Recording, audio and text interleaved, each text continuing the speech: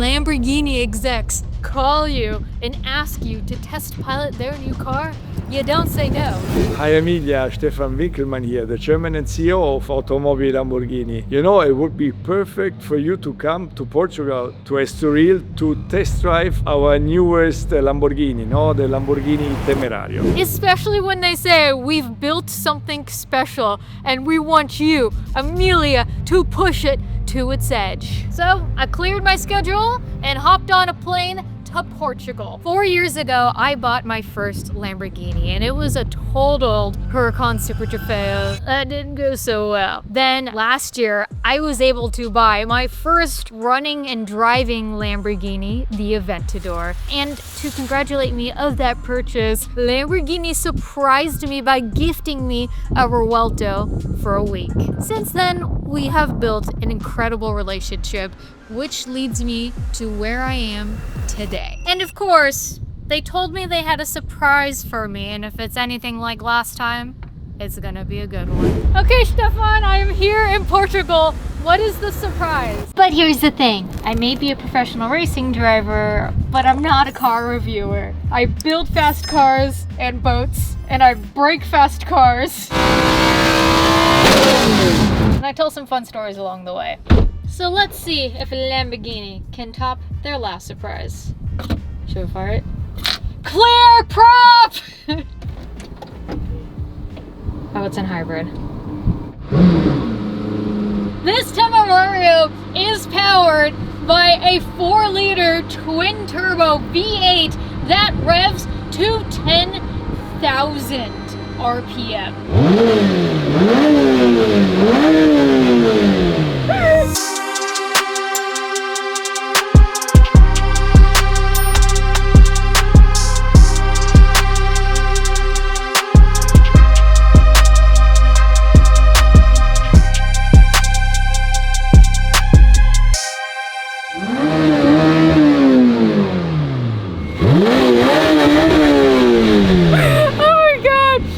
Muffled. Imagine you guys with a custom exhaust, two-step in those turbos, what this is gonna sound like. Can you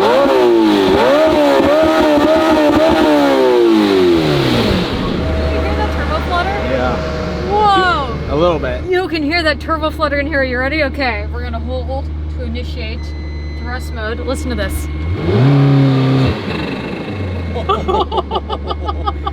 Pretty good. Dude, oh my god, this thing is good. It's a twin turbo beast, dude. I'm not gonna lie, it's a little quiet with the muffler on it, but just wait till people take delivery of these cars. They're putting exhaust systems on it and they're tuning them. This Lamborghini is gonna go, what the. I have a confession to make. After months of sleeping on my 8 sleep, I can't imagine ever sleeping without one again. I have been using this every night for the past 6 months, and I'm not exaggerating, you guys, when I say it is life-changing. This is the Pod 5, the latest generation from 8 Sleep. It's not a mattress. It's a smart cover that fits over any bed, and it turns your regular mattress into a high-tech recovery system. It automatically cools, warms, adjusts your elevation, and even plays white noise and guided meditations. It literally knows what your body needs to sleep amazing. I used to always sleep with socks on because I'd always get cold in my sleep, but now that hasn't happened once since I started using this. I have it set to be slightly warm for when I get in bed, so it's cozy and I fall asleep fast, but it also keeps my temperature stable throughout the night and gently warms me up again right before I wake up. On Monday, I had almost 100% sleep score. You can see that the autopilot system made 33 adjustments to my temperature throughout the night to help me stay in REM as long as possible. The pod uses precision temperature control to regulate your body's sleep cycle. It can cool down to a chilly 55 degrees Fahrenheit or warm up to a lovely 110 degrees Fahrenheit, and it does this separately for each side of the bed. This means you and your partner, or me and Uni, can each have our ideal sleep temperature. They just introduced something new too, the pod blanket. Same smart temperature control, but it covers you top to bottom, and the new autopilot health check. It tracks sleep stages, HRV, breathing, heart rate, and even picks up on irregularities like abnormal heartbeats or disrupted breathing, all without wearing anything. It has been clinically proven to add up to an hour of quality sleep every night, and honestly, I do feel it. If you want to level up your recovery and sleep like an athlete, or just get the best sleep of your life, check out 8 Sleep. The link is in the description below. We're facing the wrong way in pit lane right now, so we'll do the lunch a little later. Before we go and enjoy this car, let's do a quick walk around. And the walk around can start in the interior of this Lamborghini. Yes, I am sitting in a Temerario, but I am sitting in the Ala Durita, which is the essentially performance model. The engine's the same, but it is lighter weight with more downforce, and you can see immediately these door panels are carbon fiber. I overheard them saying that it was like a $49,000 option, which, I mean, if you're spending Lamborghini money, it's something that I would spend. Carbon fiber on the wheel, carbon fiber everywhere, really focusing on that weight reduction. This yellow and black two-tone interior is really beautiful on this spec, and there's also telemetry. So you see there's a camera there, you have a camera back there, and you have over 100 tracks to choose from. Let's see the outside of the Temerario. The doors, it's not an Aventador, guys. It still goes out. Take a look at this beautiful yellow in the Portugal sunlight. We're here at a racetrack near Lisbon, and this color is the Giallo Countach. I'm pretty proud of myself how I said that. Right off the back, look at this massive tire. We have a 325 in the rear, 21 inch, and then you have a 20 inch in the front with these massive carbon ceramic brakes. Being that this is the Ala Durita, I'm not proud of how I pronounced that one. This spec, you're gonna see more carbon, and it has 100% more downforce than the Temerario. Look at all the carbon fiber. You can see the exposed hot V V8 in the back. And I wish the turbos weren't under the cover. It's only a matter of time before people start really exposing those right in the back. Very aggressive rear. Really loving the accents of everything about this. And it's all-wheel drive, so you have 907 horsepower combined with the E all-wheel drive, the front, and then you have a motor in the back specifically for crank and also boost lag. There is supposedly no boost lag, and we will see that for ourselves here in a minute. It's cool that you can see the exposed heat exchanger in the rear. You have these little hectagon designs inside these taillights. There is so much of the tire just exposed in the rear, and how aggressive this rear as a whole is. You have the center exit exhaust. Look at this bright yellow with all the carbon. Turbos literally just sitting there. Like, yeah. They literally like made turbos out the hood factory. They could have done a V10, but this was a choice. They wanted to do a twin turbo V8 and say, hey, look what we can do. I mean, you've had a lot of luck with twin turbo V8s. This is just true. Saying. I really like the front. These headlights you almost can't even see until you look really down in them. They're kind of tucked in there. I like that flush look. These also serve a purpose. This is helping with the downforce to have the air go through that scoop there. Is this hood pins? It doesn't open? Don't open it, but it does open. I just opened this. Sorry. Okay guys, here's the front because I'm not on about the hood. I got in trouble. Wow. No engine in there? No engine in here. Oh no. Alright, well this is the front space. There's some good front space. I went to go pop the hood and I got told no.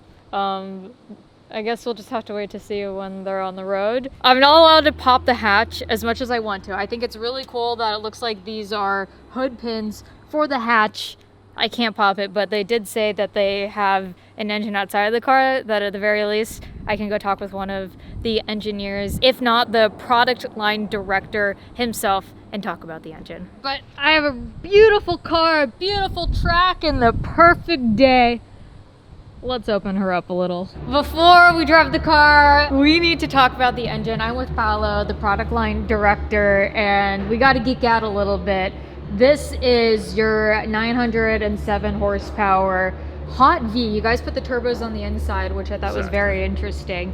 And it revs to 10,000 RPM. Yeah, that's the key ingredient of this engine. You know, we had to replace an iconic engine such as the V10. Why? Okay, I'm sorry to interrupt you, but I know everyone's asking why. Why get rid of the V10? Why go to a twin turbo V8? Oh, because no, when we were thinking about the new generation of Huracan, we were thinking about how to evolve the car in terms of performance, in terms of drivability. And then, of course, we were really conscious that the V10 engine was an iconic engine and one of the main reasons to buy of the Huracan. We thought that we have to offer something more. So it wasn't an emissions thing. This was, you guys felt to have the most power and to get the most out of the platform. You guys had reached what you could on the V10, and this was the next thing to tackle. Exactly. What size turbos are this? The size of the turbo is one of the largest that you have on the market. Just to give you an idea, is the diameter of the turbo here is 6 centimeters. 6 centimeters, 60 millimeters. Exactly. 60. Exactly. 60 millimeters. That's huge. Yeah, it's one of the hugest in the market. But the secret behind is basically this e-motors here, that is really compact, but it can offer at low revs an unbelievable amount of torque, like 300 Newton meter. So are you guys using this to spool the turbos? Exactly. This one is straight connected to the crankshaft you see over here. Right. At low revs, we have the motors that is covering any kind of turbo lag. Then from 2000 to 7000, you have the push of one of the largest turbines that you can have on the market. Right. And then the other key secrets to reach the 10,000 RPM are inside this engine, since we have a flat crankshaft that is providing vibration and the sound typical of a racing sports car. And then we have the minimization of weight through titanium conrods and pistons that are coming straightly from motorsports. So are Forged pistons? Yeah, forged and machined. Forged pistons, titanium rods, and one final ingredient. Yeah. That is the sliding finger follower between the camshaft and the valve train. If you take a look at the engine from a customer point of view, usually an aspirated engine, it reaches the maximum peak and then it goes down. Right. In this case, you reach the maximum horsepower, but then you have a plateau till 10,000 RPM. You guys also didn't just limit it at 10,000. You probably could have gone more, I imagine. And I said, because of launch control, you have it set up at 10.2. Yeah, but on the launch control, the other nice thing that the hybridization help us to do is we are using in a peculiar way the e-motor. So the e-motor in the launch mode is braking the crankshaft. And then in the meantime, you are waiting for the turbo to reach the maximum level of pressure, and then you can go and have at 0 to 100 in 2.7 seconds. How much boost do the turbos see? It's 2.5 bar maximum. Oh, so that's like just over 20 pounds. Do you know what the stroke is? The stroke is 78.5 millimeter. Okay. And the bore is 90 millimeter. Okay, I cheated. I looked ahead. The stroke is about 3 inches, guys. And then it's an 8-speed? Yeah, 8-speed. It's cool how small the headers are too. It just goes straight into turbo. Yeah, that's one of the main reasons of having an hot V. Since between the chamber of combustion and the turbo there are really few centimeters. And then the other thing that is really important is the fact that between the turbine and the exhaust, that could be also in titanium, by the way, on the Algerita. Wait, it's just 1 meter. It's a titanium exhaust on in the Algerita, yes. Really? Yeah. Oh, cool. And otherwise it's stainless? Yeah, exactly. Okay. You have this in the standard are stainless, in the Algerita are in titanium, but this one more than less is the secret to get on one end the performance that we're able to achieve, and on the other end to have the sound that you can appreciate. No? This sound that it's really peculiar. It's not a turbo engine, it's not aspirated, it's something completely new. So with an aftermarket exhaust, this will spit some mean flames. He goes, please. Who knows? Not to put you on the spot. Definitely, I mean, it would be really something remarkable if you take a look at the back of the car. No? Yeah. Cover, and here this is the head, and on the head we have one of the most advanced technology you can have on an engine of this kind. Why is that? It's since we are using a technology coming from motorsport, so the soul of the casting, basically is the water channeling that is embraced in any single cylinder is so complicated that the only possibility to do it was through 3D printing. So you guys 3D printed the mold that you then used to cast with aluminum alloy? Yeah, exactly. This is so cool. I'm excited to drive this. I'm excited to feel what the linear power curve is like, and there not being a drop off in power.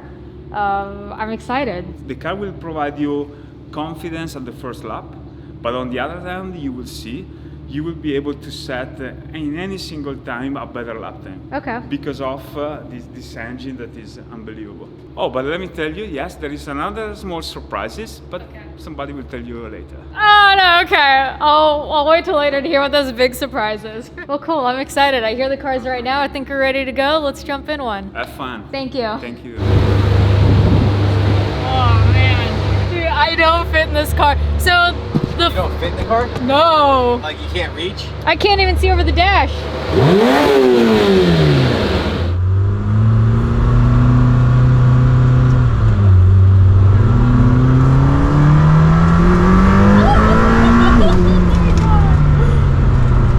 Holy hell, this is quick!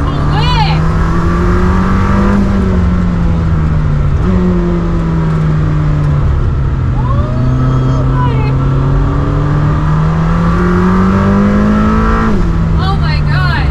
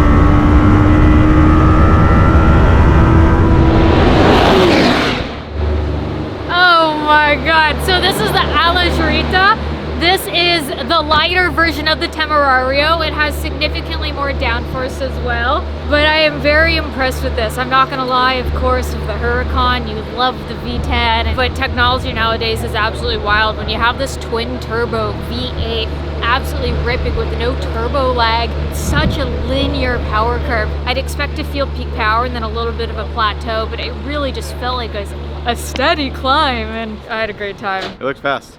I mean, it sounds really good too. Yeah. Like it doesn't really, usually like a twin turbo V8 is kind of muffled. Right. And it like, I mean, it definitely could use an exhaust, but like from an OEM perspective, it sounds like it screams because you got the 10K. I mean, dude, I agree. An exhaust on this car, maybe a Hartford limited custom exhaust, a little bit of a turbo tune, not that it needs it. Well, you did all those things where you did an F1 exhaust on your Ventura, but it's like this revs Why are a you 10. putting F1 exhaust in quotes? It's an F1 exhaust. Yeah, F for Fast. and then the first one. It sounds cool. I mean, obviously, I don't know what it's like driving, but it sounds like it looks like a go-kart. Yeah, the wheelbase in this is definitely shorter than the Revuelto, and you can feel it. Every Huracan Lamborghini owner kept twin turboing those cars, so I felt They like just were like- Lamborghini they were was just like, like, "You know what? we'll do it for you. We'll Right. show you guys how it's done." That's so Introducing the Temerario. You're like, damn it, can you put twin turbos on the back of the RD twin turbo V8? What do you think of the LA Torita? I mean, for me, it's very encouraging. As long as your inputs are smooth and you sort of respect the car, because I mean the speed's just so high by the end of the Right. streets. If you're smooth with all the inputs, it responds really well. I find it very interesting too how versatile it is. Like, we're listening to some of the engineers talk inside, and they were saying that 1 in 3 people actually daily drove the Huracans. Yeah, So this was built in mind for someone who wants to go to the grocery store or go to the racetrack. absolutely. It's cool that you can take it to the racetrack, thrash it all day, Yeah. and then just chuck it in Strada or electric mode, and it's like a totally different animal. So Yeah. it's an interesting one for sure. So I see we got a couple cars to overtake. Yeah, I'm sure we'll catch up pretty soon. Seem to be going quite well, so. Thank you. All right, we're headed back out to drive the Temerario, doing another lap with it. I'm just trying to get all the seat time I possibly can with this car. It's not often I'm in Portugal with an unreleased Lamborghini. All right, we got a clear racetrack. They just asked us to wait to get the people ahead of us through. All right, next to pit lane, turn 1. Let's go, baby. I don't fit in this seat. I don't like to bear this seat with the dash.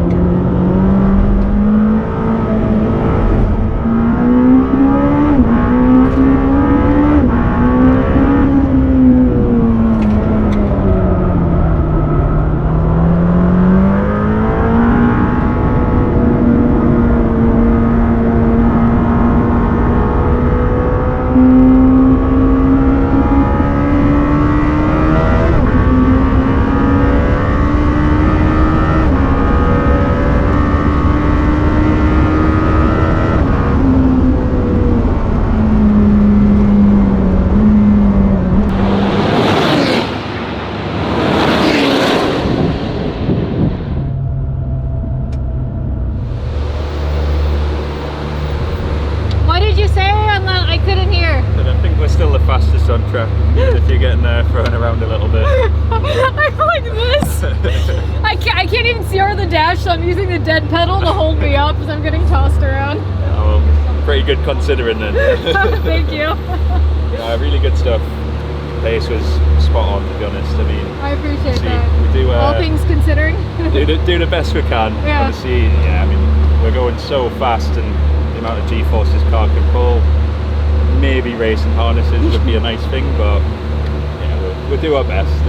No, this has been great. Thank you. Thank you. Nice drive. How was it? So the first one was just a warm up. I wasn't really getting us tossed around. Right. Second time I get in here, I'm like, all right, I know the track, I know the car, I'm going fast. Max boost. Max boost. I'm using the dead pedal so I can see over the dash. Oh god.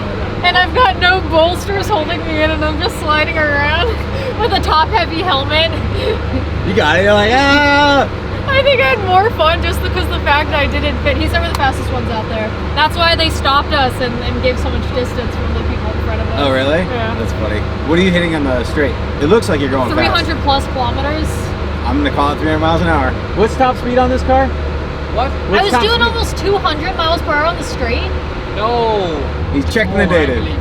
It's more than 200 miles an hour. That's fast.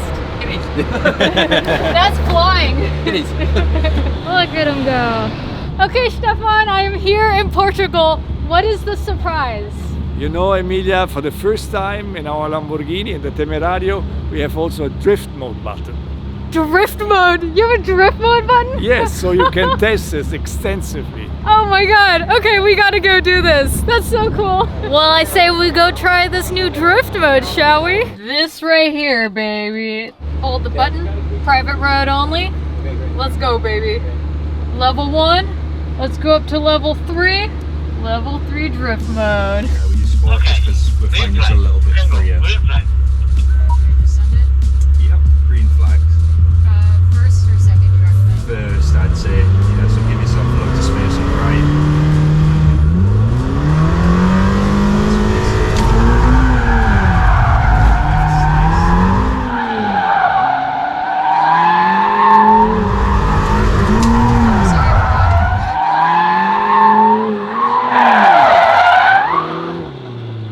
I forgot. I was getting ready to connect.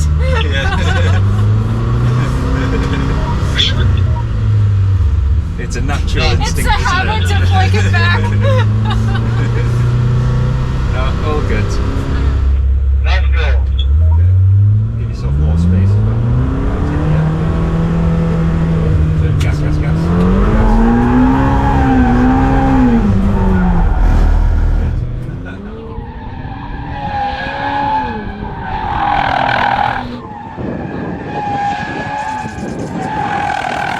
It took me a few tries. I'm like Scandinavian flicking it in, like really trying to use the steering, and then like it took me a few tries. It doesn't like steering. So it took a few times of no steering and put gas it, and then after the rear end slips out, that's when you want to give it some steering angle. Cars have their own characteristics, their own personalities. This one really wanted it the rear, full throttle, get the rear out, and then steer. And I kept wanting to do both. He kept telling me, he's like, you're too responsive with the car, like you're too good. And I'm like, I don't know how to not be. I feel like you could put a lot more boost into her. I feel like you could do a less restrictive exhaust. I feel like this might even have more horsepower than the Revuelto with the proper tune-up.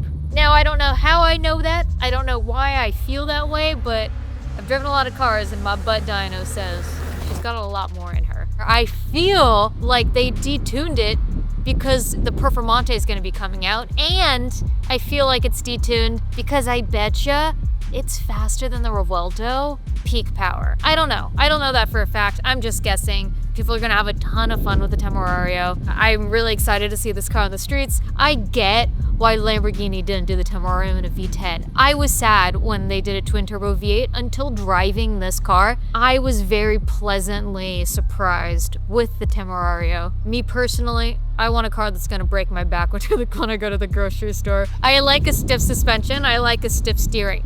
This is a beautiful all-around car, but in theory, this is the first model of the Temerario, and as we know from manufacturers, there's always more coming. Ecrew, we out here with love. Bye.